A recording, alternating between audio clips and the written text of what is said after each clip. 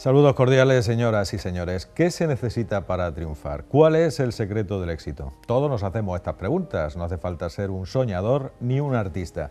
Hay un detalle, sin embargo, que llama mucho la atención a las personas que han conseguido el éxito, y es que sus biografías, sus vidas, están llenas de fracasos. Pero mientras unos se dejan ir, otros se levantan. ¿De dónde sacan esas fuerzas? Pues lo vamos a averiguar esta noche. Nos acompaña en el estudio un hombre conocido internacionalmente. Tiene discos de oro, de platino, de diamante y hasta el Oscar de la música, un Grammy. Es de Córdoba y trabaja en Córdoba. Se le puede saludar por nuestras calles. Para esta ciudad es motivo de orgullo tener entre sus vecinos a Manuel Ruiz Queco. Buenas noches, Queco. Hola, gracias por acompañarnos. Nada, un placer.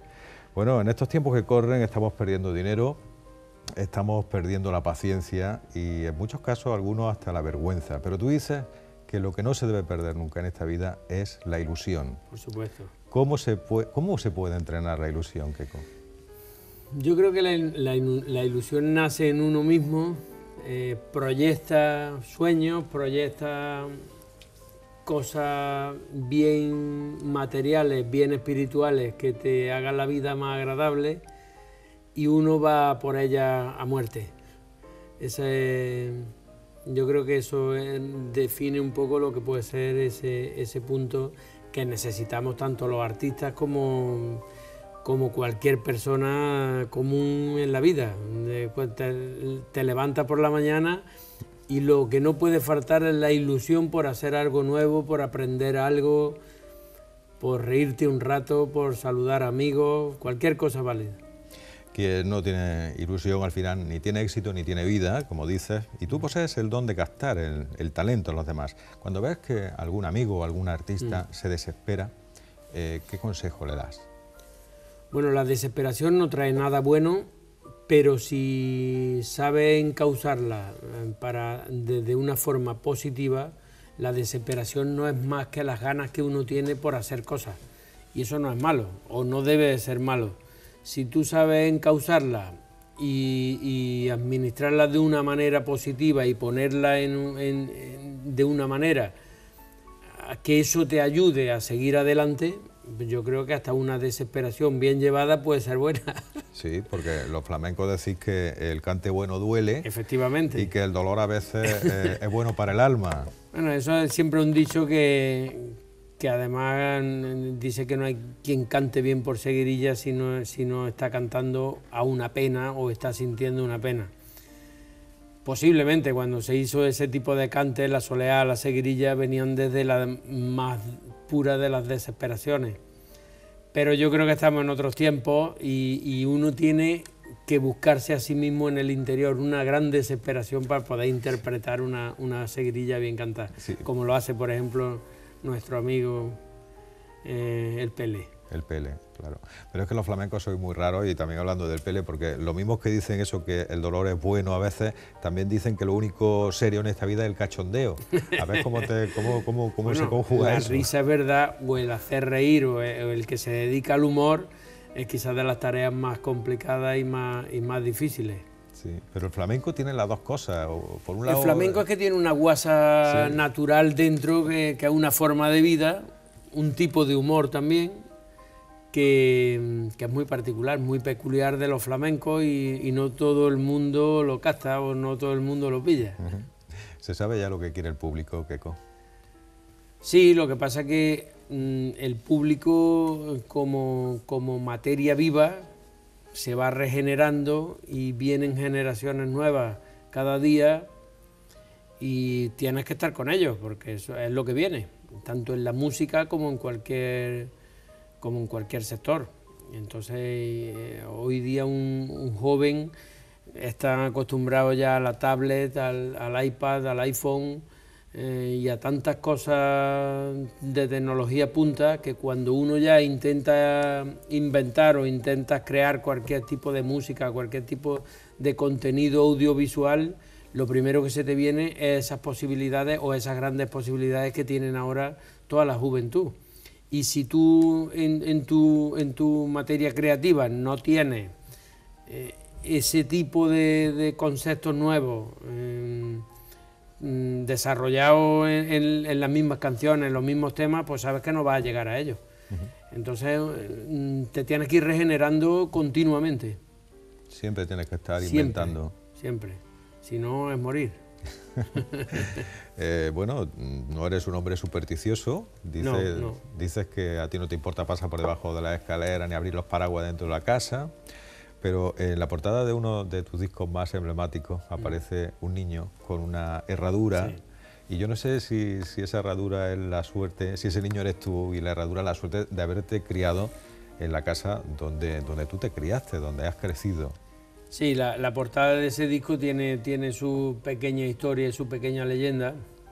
Y sí, no es más que una herradura siempre ha sido un símbolo de la buena suerte, pero yo en esa fotografía no había una herradura, sino un niño buscándola y mostrándola al cielo, como queriendo que esa buena suerte te venga a ti, que es como yo creo en la buena suerte, ir a buscarla, que no te espere ni va a venir nadie a tu casa a llamar y a decirte qué tal chico, cómo escribe o cómo compone o cómo... Uno tiene que estar en el mundo, tiene que pelear cada día, el tesón yo creo que es la parte importante de cada persona. Yo creo mucho en el talento, pero creo más en la gente que tiene la parte empresarial dentro o la parte, digamos, la parte que pone en funcionamiento tu talento. La parte que, como decía Luis Aragonés, que gestiona tu talento. Esa parte, si no la tienes al 50% con tu talento, realmente no sirve para nada. Yo conozco a cientos de artistas con un talento brutal, de estos que los veo en una noche en cualquier cuartito y cantan o bailan o escriben o tocan la guitarra y te entra ganas hasta de morirte de lo bien que lo hacen, pero después no tienen esa gestión de su propio talento, no saben poner en valor todo lo que ellos sienten dentro, todo lo que ellos llevan dentro. Entonces yo creo que para que el éxito esté, o para poder tener éxito en la vida, yo creo que es tan fundamental el talento que tengas como la parte de gestión para tu propio talento. Y eso también se puede aprender. Por supuesto, todo es... Hombre, el talento se puede mejorar con el tiempo, pero yo creo que cada persona nace con distintos talentos y después son las personas que están a su lado los que tienen que un poco percibir qué talento puedes tener para orientarle un poco su vida o su carrera. En definitiva, después lo que más te guste, porque igual tú eres muy talentoso para la pintura, pero no sabes por qué no te llega mucho el olor al óleo y no te da por ahí, ¿no? Entonces, Bueno, el caso es que para aprender a cantar hacen falta maestros y tú los tuviste escuchando a todos esos artistas que pasaban por tu casa, desde Camarón a Paco de Lucía. Sí. ¿Cómo eran esas noches de cante hondo en tu casa? Creo que fui un niño en ese aspecto privilegiado, tanto yo como todos mis hermanos, que allí de poder escuchar desde muy niño a grandes maestros que ahora uno los nombra y está nombrando de verdad a verdaderas figuras y gente que ha quedado para la historia del flamenco. Entonces pues te lo tomabas más como un juego, el cual nos encantaba. La verdad que el flamenco nos ha gustado desde niños y nos seguirá gustando, yo creo, siempre. Aunque dentro del flamenco yo entiendo que como artista para cantar flamenco yo no tenía las cualidades suficientes, o por lo menos así lo entendía. Y derivé en otro tipo de música o en otro tipo de instrumentos como la guitarra, pues para poder seguir dentro del mundo flamenco o lo más cerca del flamenco posible. Pero a mí lo que siempre me ha apasionado es el flamenco y he tenido la gran suerte de nacer en esa casa, en el Rincón del Cante, por donde han pasado grandes amigos, maestros, figuras, de los cuales he aprendido a diario. Bueno, y muchos aficionados que de hecho, cuando eres un mico, cuando tienes 8 o 10 años, el estar al lado de gente con 40, 50 años te da mucha te da mucha enseñanza, ¿no? Muchas vivencias. Te aconsejan siempre muy bien y allí había, me acuerdo, en la entrada de la peña, había una vasija de barro grande, como tipo cántaro, donde había una frase escrita que decía: saber escuchar es un arte. Y esa frase como que yo por lo menos la tengo grabada a fuego. Yo creo que para el principio del aprendizaje es saber bien escuchar. ¿Se podía ser otra cosa que artista en esa casa? Sí, muchas cosas, porque en mi casa no solamente ha gustado el flamenco, ni mucho menos. Ha gustado muchísimo el fútbol, ha gustado mucho, bueno, todo lo que es empresa, porque mi padre ha sido también muy empresario, le ha gustado meterse en mil cosas, en mil batallas, y bueno, y nos viene de muy atrás, desde tiempo de mi abuela, mi abuelo, que han sido grandes emprendedores, más que empresarios, grandes emprendedores. El próximo 17 de mayo se le va a rendir a tu padre, a Paco Ruiz, un homenaje con un cartel de figuras que es muy difícil de reunir, a no ser que sean tus amigos. Efectivamente, yo creo que ha sido de las veces que menos trabajo ha costado reunir a tanta gente maravillosa, tanta gente buena, como la que viene el 17 de mayo al Teatro La Serquía. Bueno, ha hecho muy buenas cosas por el flamenco mi padre, Paco Ruiz, en este caso vamos a hablar más que mi padre, Paco Ruiz, y yo creo que se lo están dando ahora, se lo están reconociendo muy buenos amigos y sobre todo esas grandes figuras de flamenco que tantas veces han venido a Córdoba, a mi casa o a La Peña cuando estaba aquí en la capital, y bueno, que era cuando era mi padre presidente. Sí, porque la Peña ya ha cambiado de ubicación. Sí. Ahora la antigua Peña es tu estudio de grabación. Efectivamente. Has hecho muchas obras allí, pero hay una cosa que has dejado, ¿no? ¿Qué es lo que no has tocado de la casa? No, hay muchísimas cosas que he dejado. Toda la nave era una nave diáfana, con lo cual la entrada de la nave, que era donde estaba situada la barra de bar, la hemos acortado y hemos hecho ahí un tipo buffet. Y bueno, se ve todavía los arcos de piedra. Se percibe, quien ha estado allí sabe cómo era aquello. Y después de media nave hacia adentro, pues ya sí levantamos lo que es los estudios filigrana en donde trabajamos. ¿Y las losetas siguen allí iguales? Siguen debajo, las hemos tapado con la madera, pero siguen estando debajo. Me negué rotundamente a quitarlas porque por ahí han pasado mucha gente y eso tiene mucho valor. ¿Cuántos potajes habrán caído allí en esas losetas? Muchas noches de gloria y de arte. Sí, ¿no? Sí. Bueno, el caso es que de niño tú empezaste a cantar y la verdad es que, aunque digas que no, pero sí que tenías talento porque incluso creo que compartiste cartel con el mismísimo Camarón. Bueno, hemos estado en muchos sitios. Mi padre nos llevaba por todos los festivales de Andalucía. En donde menos te pensaba, allí estábamos cantando, en Cartagena, en La Unión, en Almería. Era una afición tremenda lo que tenía.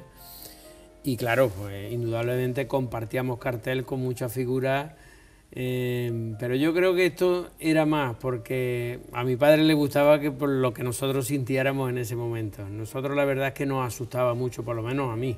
A mí me asustaba mucho en los grandes escenarios y cantar y ver a tanta gente. Nunca he tenido una facilidad porque hay que tener, como dice la palabra, poca vergüenza. Sí.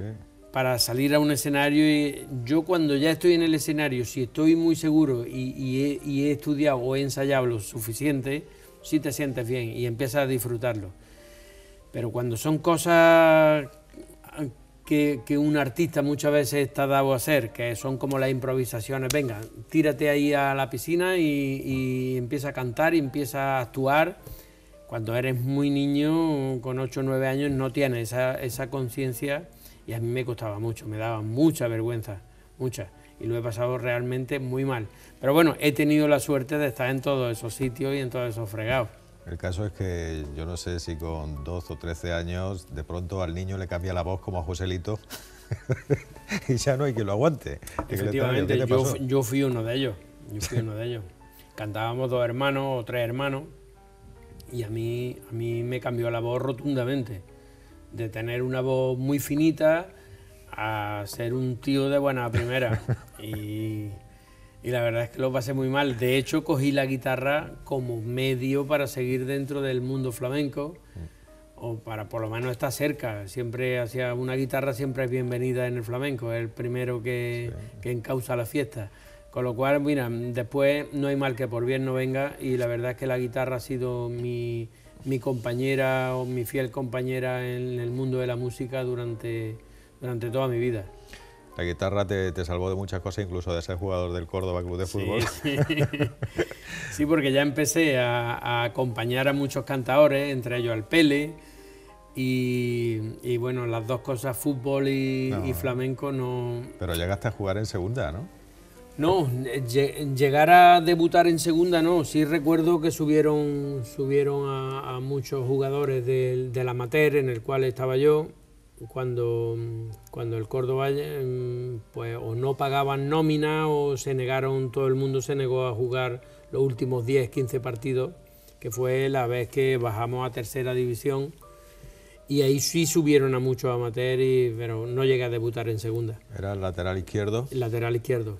Sí, ¿no? Y llegabas de tocar en las peñas a las tantas de la madrugada y te ponías el pantalón corto y eso no podía ser, ¿no? Efectivamente, yo jugué partidos de venir de Almería, de tocar a lo mejor de la Peña del Taranto con el Pele, e irme directamente, llegar aquí a las 7 o las 8 de la mañana e irme directamente al campo de fútbol a las 10. Como para correr la banda. Muy complicado, muy complicado.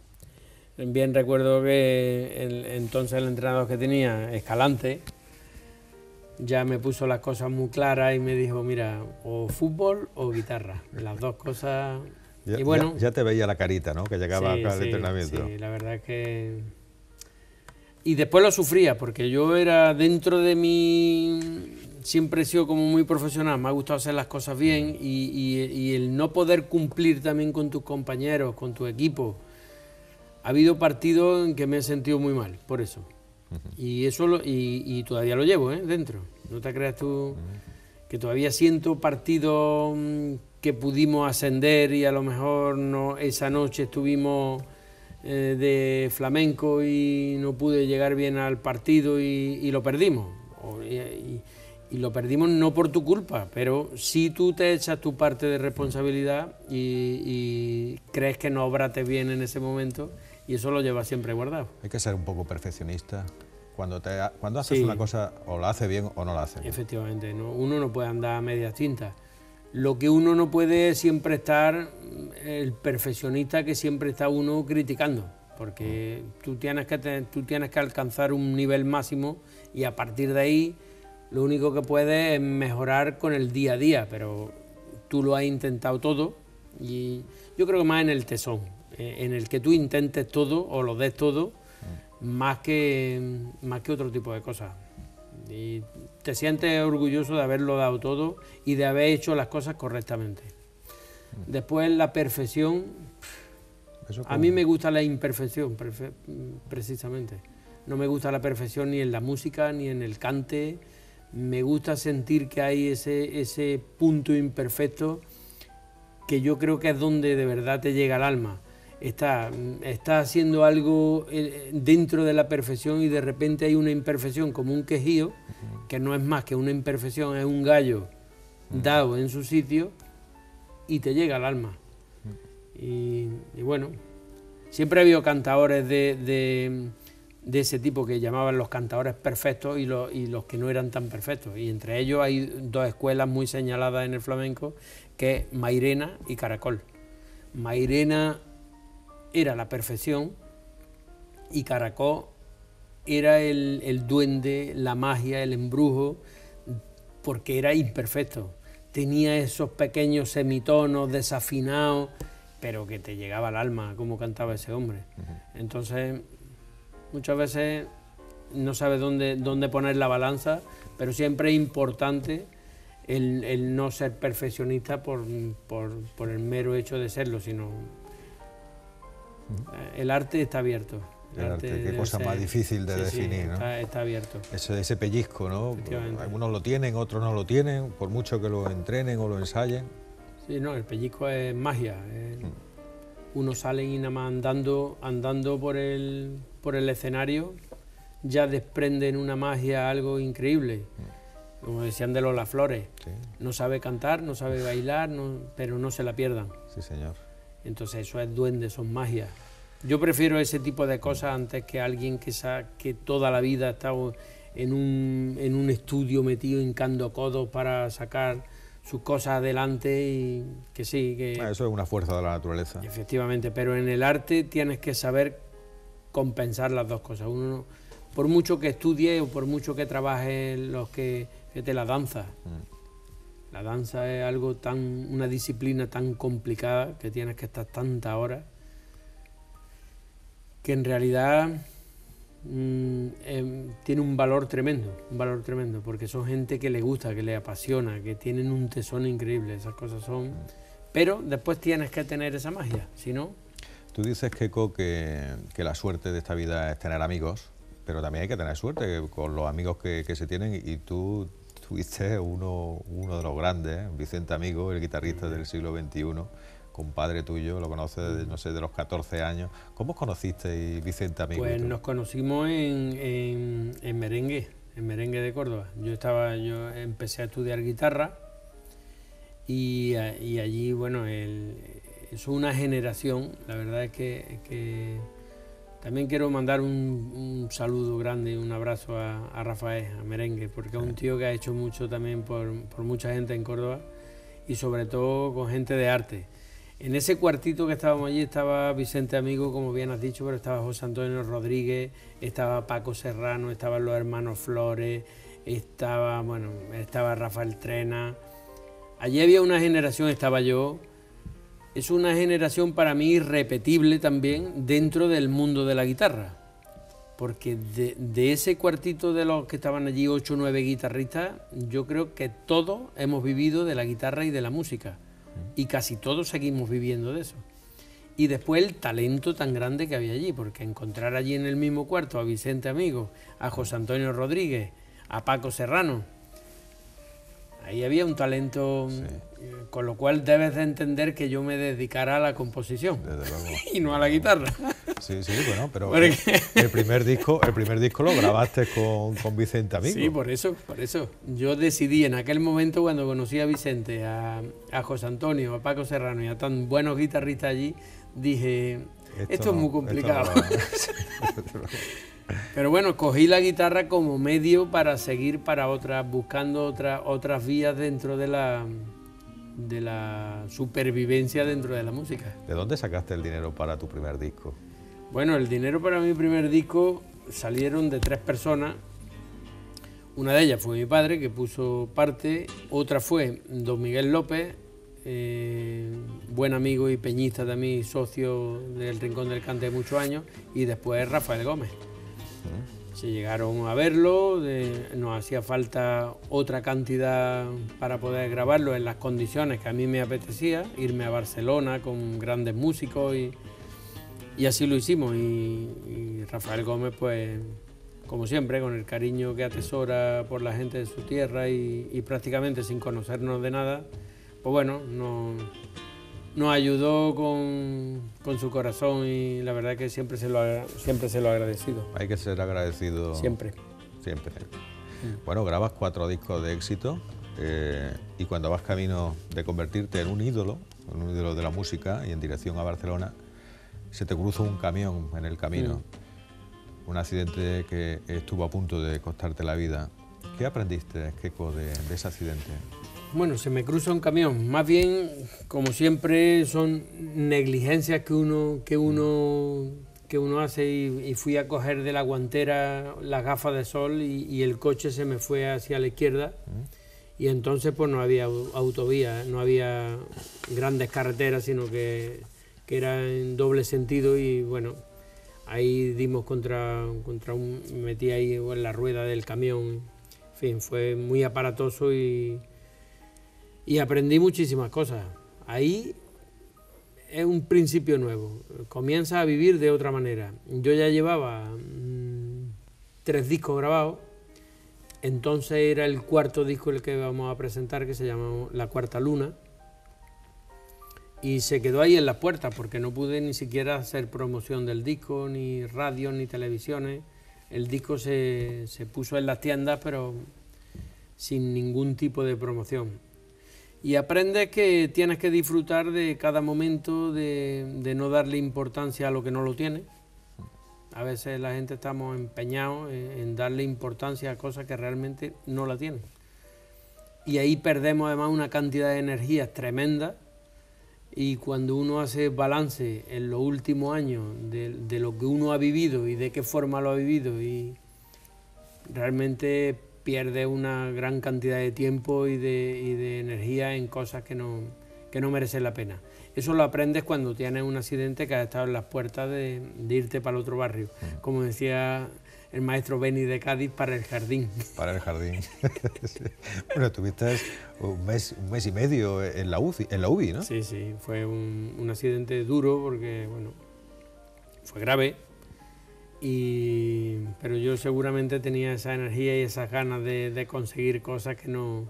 Sí. Que entonces llamé allí a las puertas y me dijeron, tu momento todavía no ha llegado. Bueno, muchos habrían tirado la toalla, pero tú incluso después del accidente subiste al escenario, incluso con muletas. Sí, sí, sí. Pero, bueno, ¿quién te ha contado a ti eso? Bueno, eso lo sabe cualquiera, sí. Bueno, pues yo creo que fue en Fuenteovejuna, ¿no? Fuenteovejuna, efectivamente. Fuenteovejuna iba yo... Teníamos una gala firmada desde 3-4 meses antes, y bueno, y no quería suspenderla.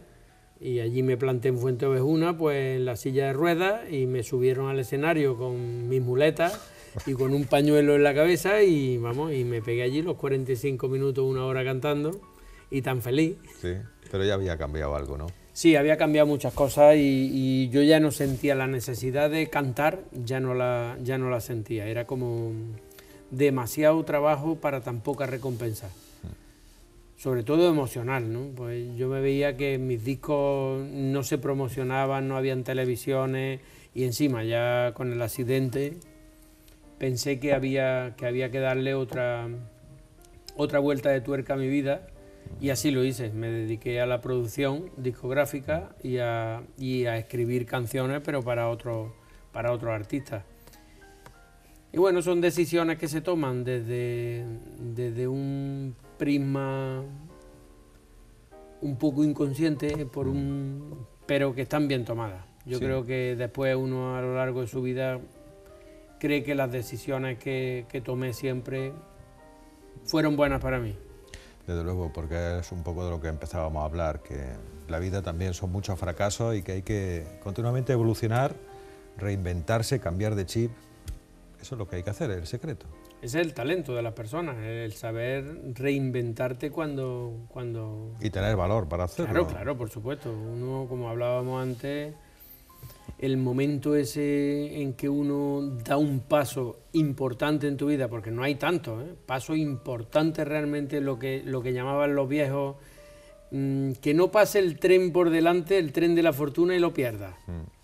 Ese momento no solamente es un tren, hay momentos en que el paso ese que das dentro del tren te lleva a un sitio que es un precipicio.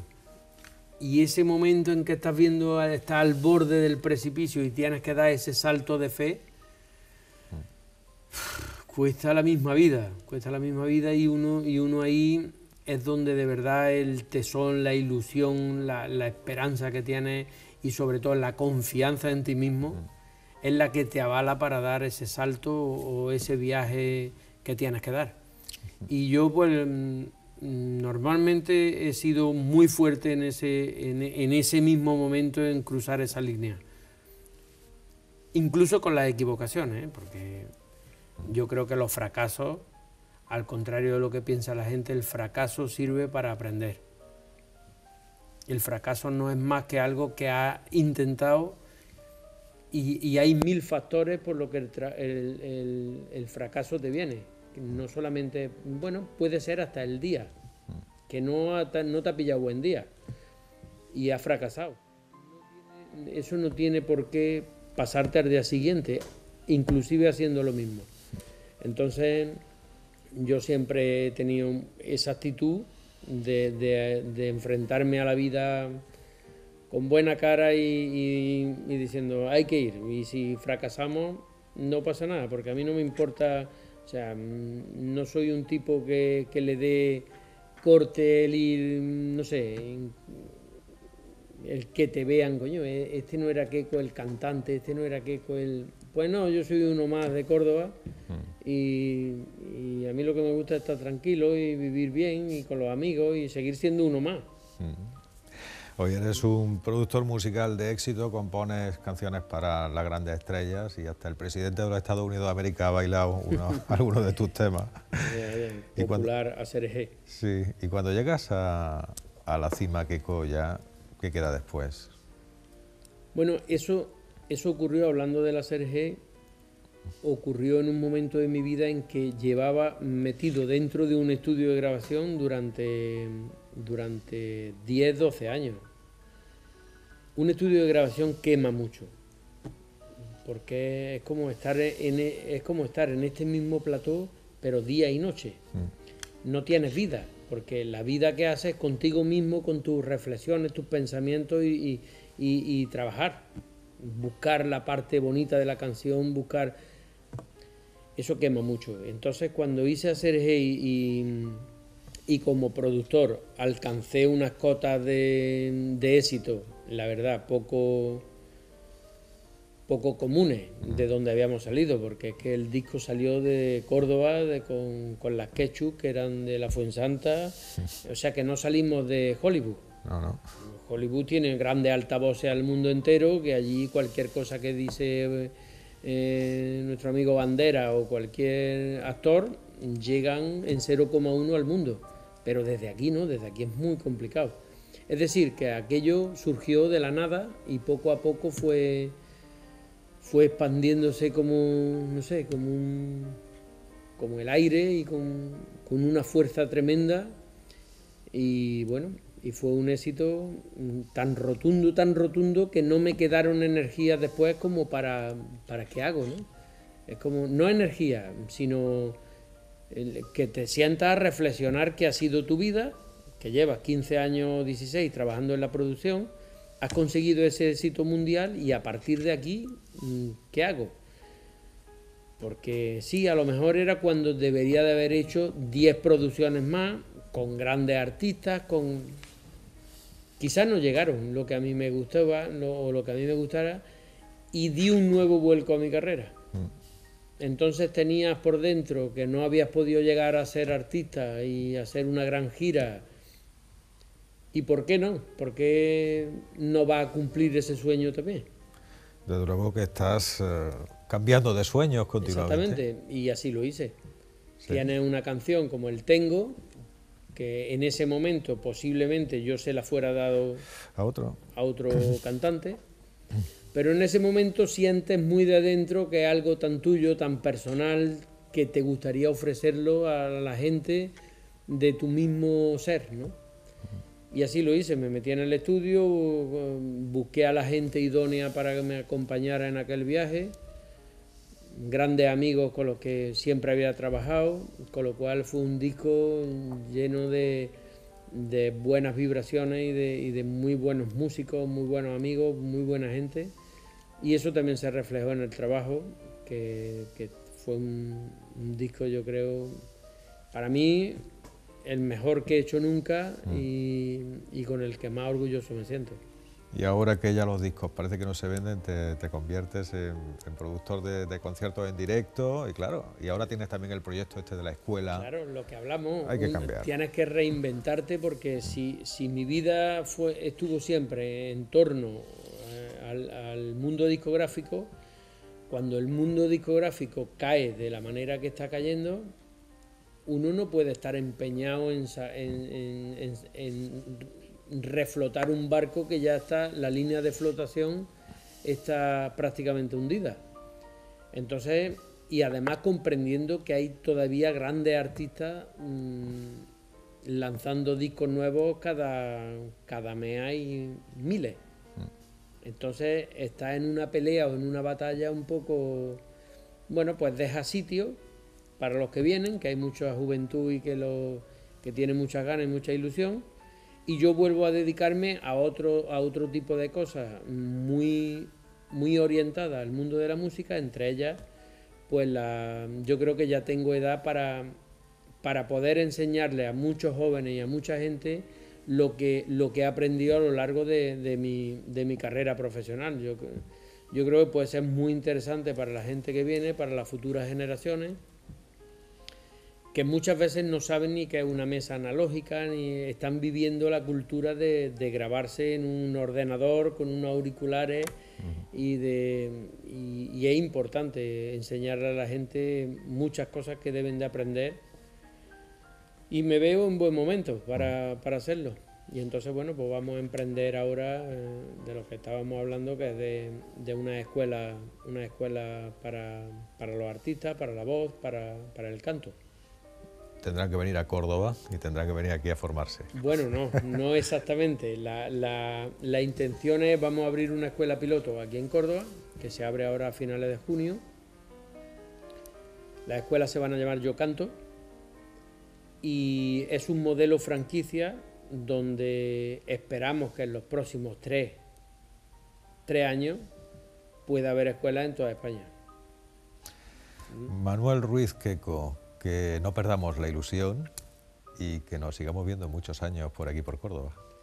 Hombre, así lo espero y sobre todo por Córdoba, y ver a nuestra ciudad que poco a poco va cambiando y va poniéndose cada vez mejor, y la gente que siga manteniendo la ilusión por quedarse, por seguir trabajando por ella, y que también los que vivimos aquí pues sepamos abrir las puertas a mucha gente que quieren hacer cosas aquí, y les demos facilidades y que vean que es una ciudad que tenemos mucho cariño para la gente cuando viene el turismo, pero también a mí me gustaría que mucha gente se quedara, en vez de pasar simplemente como ciudad pasajera y no dormitorio, ¿no? Sino que se quede y que la disfrute viviendo. Tú de luego sí que te has quedado aquí con nosotros, Queco. Me quedaré por siempre, claro. Una breve pausa comercial y enseguida regresamos con todos ustedes en El Puente de la Luz.